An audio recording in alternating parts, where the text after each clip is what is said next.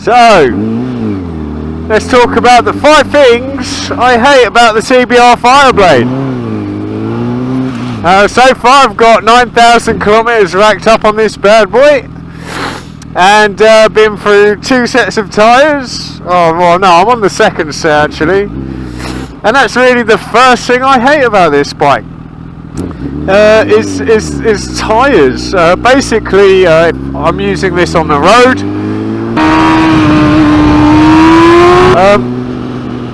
Even the stickiest Hypersport tyre that are good for the roads, like Bridgestone S21s or Metzeler M7rrs, they just seem like, if you really rinse it out on acceleration or corner exiting, you get some squirm, some wheel spin.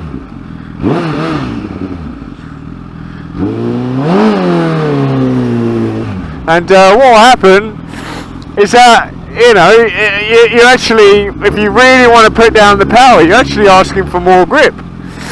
Maybe I'm being too heavy on the throttle, but I don't feel like I am. Maybe the tyres aren't warm enough yet. Or maybe sometimes, but that's because I'm on the road. Temperatures will always change on the tyres. So anyway, having a couple of wheel spins here and there ain't so bad. You get traction control. But the problem is tyre wear. And that's one of the #1 things I hate about this bike, is because of the power. Even the stickiest soft type tyres that you would want to get for the road for all conditions, this thing will eat them up. You're talking 5,000, 6,000 kilometers of wear, and then they're gone. Which I guess most people are getting that range for this type of bike. You know, this isn't a Honda Fireblade specific thing, but it's a liter bike specific thing. And so, I guess one of my top 1 hates is that this is a liter bike that rips through tyres, basically.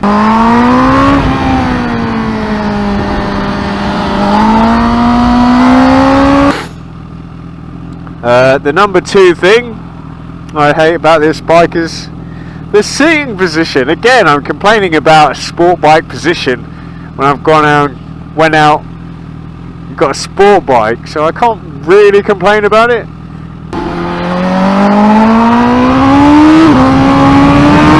But it is the thing I hate. You know, I hate sitting like this while I'm stuck in this commuter traffic. I'm like leant over like Rossi. I'm doing 30 kilometers an hour, filtering between 2 cars on a shitty bumpy road, you know.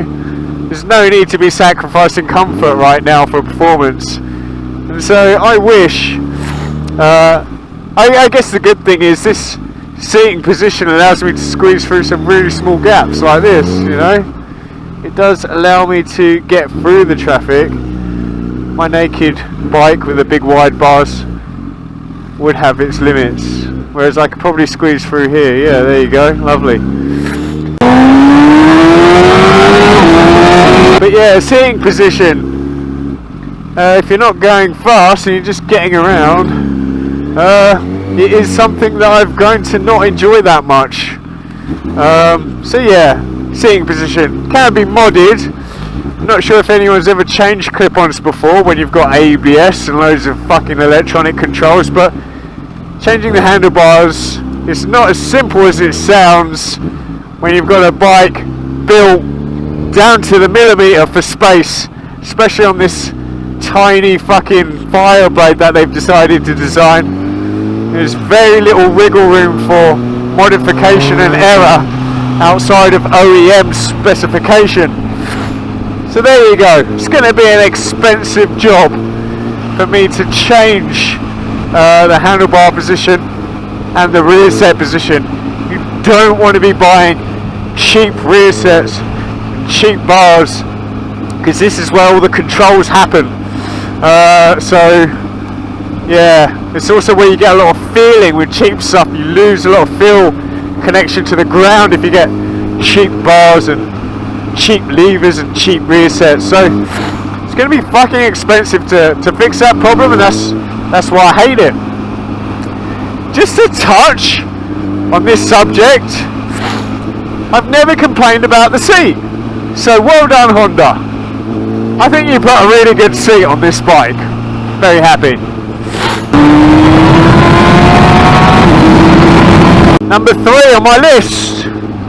Matte black is predominantly the best looking blade you can buy right now. It is. Don't argue with me. It's a fact. Matte black is the best. I will fight you, basically, if you argue with me on that one. But matte black is the worst colour you can buy at the same time. I've had these minute scratches. I put these minute scratches on the bike, or scuffs if you will, and basically once those scuffs are there, you can't buff them out. You will see them forever.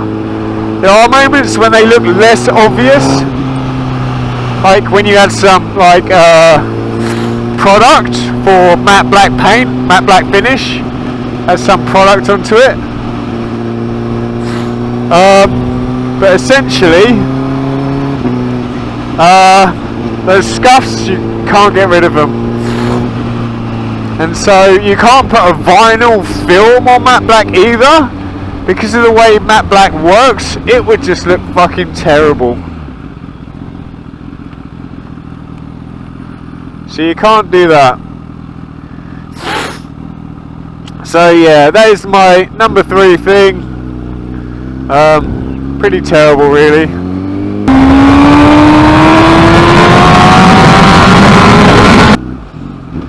So number 4 on my list of things I don't really like about this bike is it's got all the electronics, at least all the electronics I'll ever need.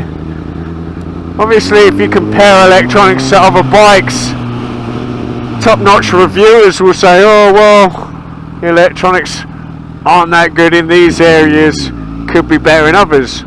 That's fair, but I have literally ridden this bike to my own personal limit on the road, to the point where I'm shitting myself, and the electronics were absolutely fan-bloody-tastic for someone like me.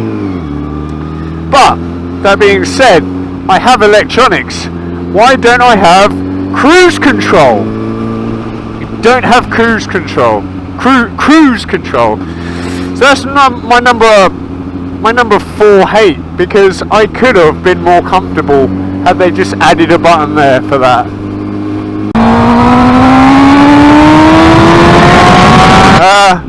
I guess my number 5 hate for this is, and this is a stupid hate because I'm not even that hateful about it. I got everything I wanted. The exhaust on the bike that I got is absolutely fan-bloody-tastic. I'm so happy with the choice. But I really only had one choice. All the other mods were kind of like, all the other mods were just overstated or just super illegal, super annoyingly loud, and that's the choice of exhaust pipes on the aftermarket. It really wasn't a good choice. And I think basically aftermarket mods for this bike are not out yet, or at least there's not a lot of choice, not a lot of good choice, or affordable, good, medium range choice. And so, in a nutshell, that's my number 5 thing that I hate about this bike. Did I buy it too early? But you know, it's already cheaper to buy than when I bought it. So I've lost money just by owning it, let alone riding it, because it's gotten cheaper to buy brand new since I got in. So, and that really goes in part with, did I buy it too early? In another aspect, I didn't want to be too late either, because I think this might be the last combustion engine I'll ever ride. I don't know yet. You know, their countries are looking at phasing them out, so this might be the last combustion engine I see under my legs. might be some really awesome electric machines available by then. So, did I buy it too early? Or did I buy it too late? You know, these electric machines coming in very soon. It really is a hard one to judge, but because I got in at the time when I did, there's not a lot of aftermarket mods available. There still aren't a great deal of mods available now.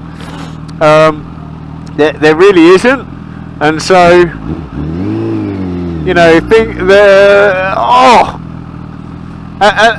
and actually what I should have said was that the top 5 thing I hate about this bike was the rear mudguard.